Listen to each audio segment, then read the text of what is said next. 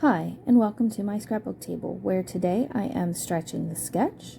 This layout is also for the Beautiful Blossoms design team, and it is day 15 of Scraptember, and the prompt for day 15 is a sketch. So all of these went together, and I am scrapbooking some flower pictures that I took at a greenhouse and gardens in Pittsburgh in July. Here's the sketch we're using from the Scrappy Sisters, and I am actually shrinking the sketch to a 6 by 12, and I have 5 flower photos here that I'm working with, and I'm just kind of playing around with placement and where I want them. And this isn't exactly how they end up, but it's pretty close. I did make a couple adjustments, but that's how they go. And since there's not any journaling on this page, because it's part of a larger section in my album, the journaling will be on the 12 by 12s that are around this. So I'm okay with the photos taking up so much space. It does leave me room for 2 tiny embellishment clusters, so it's okay. So now I pull the photos aside. I'm using these alphabets from Cocoa Vanilla, and here's the watercolor paper I used. And here we go. I'm using 3 Distress Oxide inks, Squeezed Lemonade, Fossilized Amber, and Worn Lipstick. And just add some water. And I grabbed a brush because I will use that shortly to swirl some things around a bit. I'm going to tell you that I really struggled with this small layout. I'm not sure why. I don't know, but believe it or not, I ended up with 90 minutes of footage, which is crazy. And I managed to whittle that down to under 9.5 minutes, so that's pretty impressive. But it just, I don't know, I struggled. I'm really happy with how it turned out, so the struggle was worth it. So now I'm going to add the pink, and I just love what these colors do together. It's one of my favorite combinations. And when you let one color dry just a little bit, but not completely, some of the second color melds in together, and some of it stays its own color, and I love that. So pretty. And I decide I need a little more yellow because I want some ink on the right side, so I swirl that around a bit, and there we go.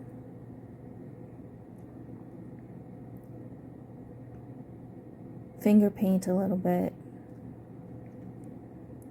and I keep a rag handy to blot things off as needed. So there we go, that's now dry, and I want to add some white embossed flowers in the top right and bottom left. So I have this new to me stamp. I bought it on clearance at Joann's several months ago. It's from Hero Arts, and I inked it up with Versamark ink. Then I realized I didn't want that harsh corner showing up, which in hindsight it would not have shown up because that area is under a photo, but I just wasn't sure. So I just took a damp rag and blotted off the corner so that I had a more gradual rounded edge there instead of that right angle. Just press that down. It's a good sturdy stamp, and nothing stamps like red rubber. I mean, I still love my photopolymers because I can see through them and things, but this sort of stamp, this one and my Stampin' Up! Old ones, they just stamp so well. And the heat embossing's done, and in the sketch there is some string meandering around the page, and I wanted some green string, but I didn't have green. So I found this white linen thread in my stash, and I just inked it up with, I'm pretty sure this is peeled paint, yes. And there we go. And now I start having it meander around the page. I am not good at making things look random. Because if I had just randomly plopped it on there, then it would have been on top of photos and things. And so I had to be strategic about it, but I didn't want it to look like I was strategic about it. So I took my time and put some Nouveau Deluxe behind photos and tucked the string in and made some loops here and there. When I adhered the photos down, I purposely left some space. I only put adhesive in the middle of them because I knew I was going to be tucking some things here and there, and that made that easier. Excuse me. These photos were taken at the Frick Museum and Gardens in Pittsburgh, Pennsylvania.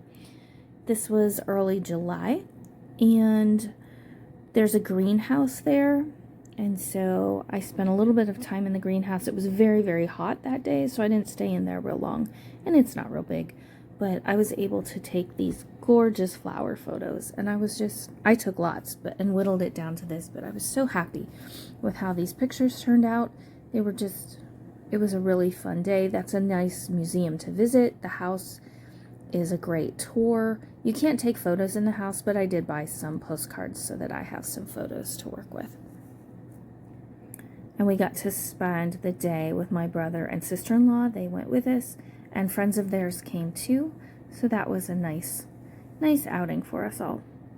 So I'm just finishing up here with the string. The video does cut off rather abruptly because when I was actually putting the final finishing touches on this layout, I forgot to hit record again. But you will see in the close-ups that I added some white Nouveau drops, and that sets it off nicely. Also, in the top left there, you can see some sprigs of leaves that I die cut. I actually used the same peeled paint ink and inked up some paper and dried it before I cut those from a Stampin' Up! Die. And I used some of those as well as flower stickers in my little embellishment clusters. There's not much room for embellishment, but I wanted just a little bit. So here's the letters I'm using, and the title is just Beautiful Blooms because they truly are. And I don't have you watch all of it because it took a little while because the letters are pretty fine and I had to add glue to each one. So I cut out most of that footage, but in just a second you'll see there's the title. And now I start working on embellishment clusters, and I'm going to use these labels from an old sticker book, and they just serve as the tiny little base for my embellishment cluster. I'm going to have one here near the title and one at the bottom. There's a little bit of blank space down there. And at first I was going to use the flowers from this same sticker sheet, but I ended up using the Cartabella stickers that I had. They just, they felt like they fit better. So here I'm peeling off some that didn't work. So I hope you will visit other people doing Stretch the Sketch. I'll have the link for the Beautiful Blossoms blog below as well. And there will be a Scraptember playlist here too. There's lots going on this month in the scrapbook and crafting world. So watch some of those videos and get some inspiration. And here we go. We're coming up to the still shots. Thank you so much for watching today. I hope you enjoyed this video. If you did, please give it a thumbs up.